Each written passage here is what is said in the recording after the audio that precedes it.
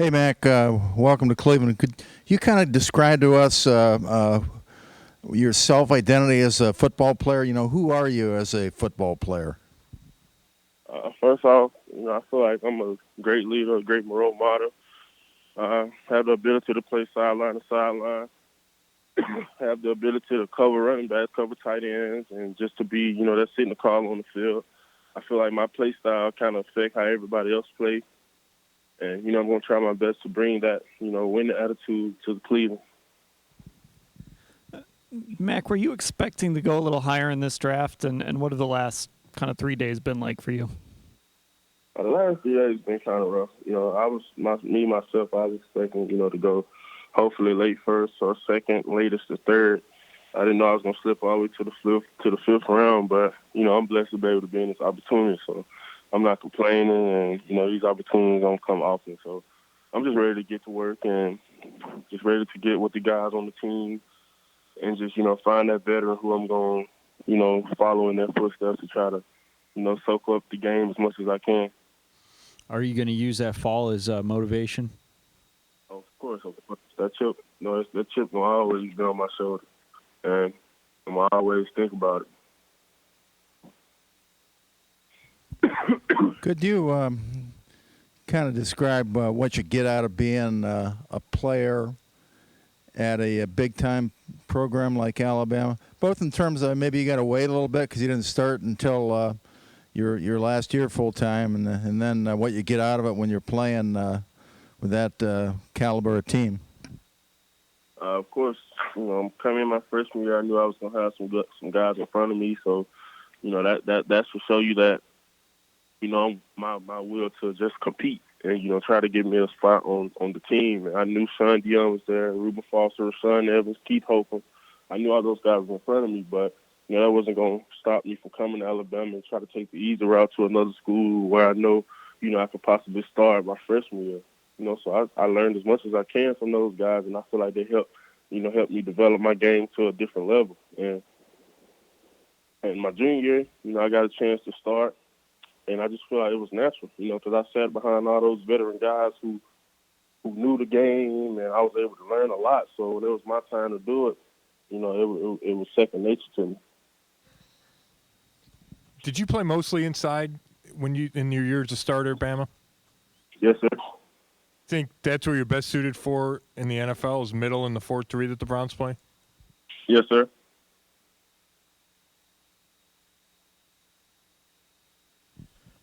Hey, Mac, what's it like playing for Nick Saban and all the success that the Alabama program has had, and how do you think that prepares you for life in the NFL?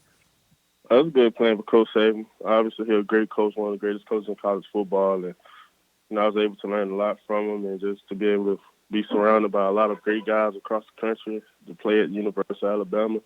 And, the program at Alabama is just, I feel like it prepares you for the next step.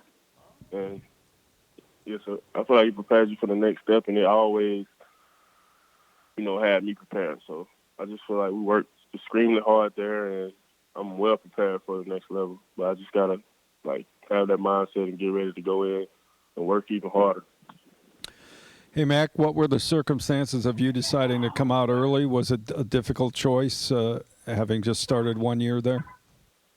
Say it one more time. I couldn't hear you. What were the circumstances that led you to come out early after your junior year?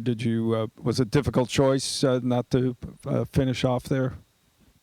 No, it wasn't a difficult choice, honestly. These opportunities don't come often. So at the end of the day, I wanted to be able to help take care of my family, and I felt like, I was the best linebacker in the draft. So, I gave it a chance, and I did a lot for the University of Alabama, and I still feel like I haven't reached my full potential yet. So I want to be able to reach my full potential in the National Football League and just continue to produce as a player, as a man, and just, like I said, bring that winning attitude to Cleveland. Hey, Mac, I don't know how much you know about Ohio. You maybe got to know Phil Savage a little bit, the radio guy down there, because he was the general manager here for a while. But we don't know what you know about Ohio. What do you know about Ohio? What do you know about the Browns? Ohio, I know, that's where LeBron James from. He's obviously a legend in Ohio. And as far as the Browns, I just know Coach Kitchens played at University of Alabama, and he's a great coach, obviously. And guys like Odell Beckham, Jarvis Landry, guys that I looked up to when I was young in junior high and stuff like that. So, I can't wait to meet those guys and kind of just, look up to those guys and follow in their footsteps. You said you thought you were the best linebacker in the draft, so are you disappointed you lasted as long as you did? I'm not disappointed at all. Most of all, I'm thankful for this opportunity. And then, not to keep harping on the same subject, but I read somewhere where some scouts said you made a bad decision to come out now instead of waiting another year.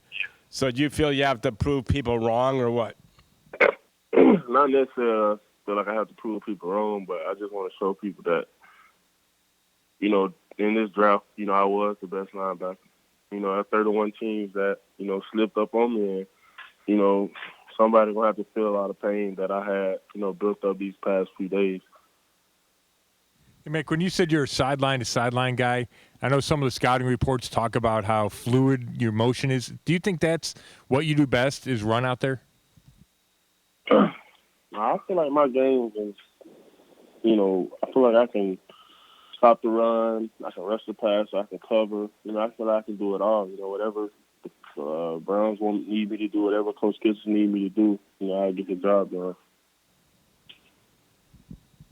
Hey, Mack, I saw a photo of the tattoo on your back, pretty illustrated and what have you, a lot of detail to it. Can you give us the backstory on that?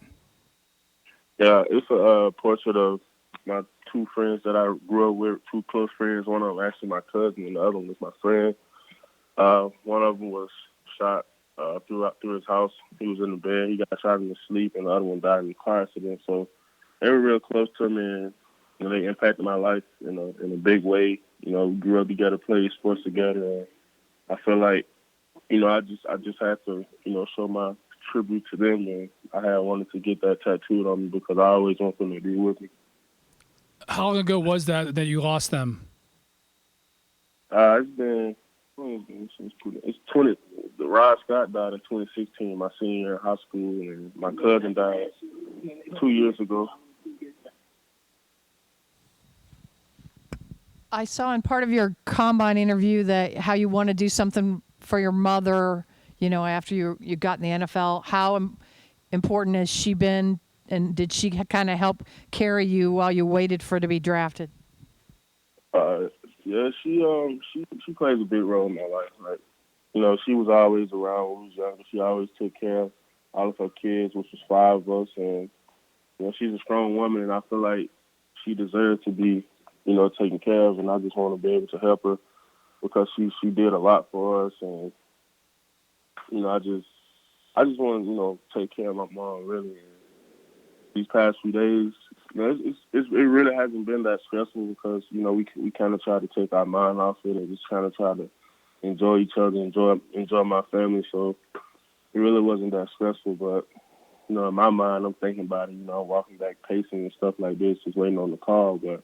My family was here to help me stay calm, and like I said, it's been a fun journey. Hey, Mack, did Freddie call you? Yes, sir. What was in that conversation, if you don't mind sharing some of it? He called, and he was just like, you ready to be a Cleveland Brown? I was like, yes, sir. And, it was kind of like the conversation we had the night of the when I was at the combine. Coach Kitchens is down to earth guy. He's real cool. And, he knows where I come from, Alabama. And, he played at Alabama, so, we was able to get along well. And I feel like Coach Kitchens is a great coach. I can't wait to see, what this year brings. And, my goal is I want to get us to the Super Bowl. I want to be able to, be a part of the success that we're going to have this year and contribute in any way I can.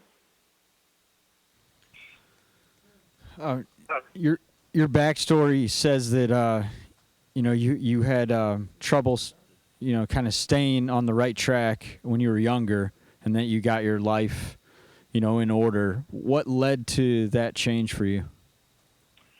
It was when I was younger. And I had a lot of friends who was doing bad things, and I just came to my senses and was like, this is not the right thing for me to be doing if I want to get to where I want to get to in life. But it really didn't click. It really didn't click for me until like my 8th grade in junior high.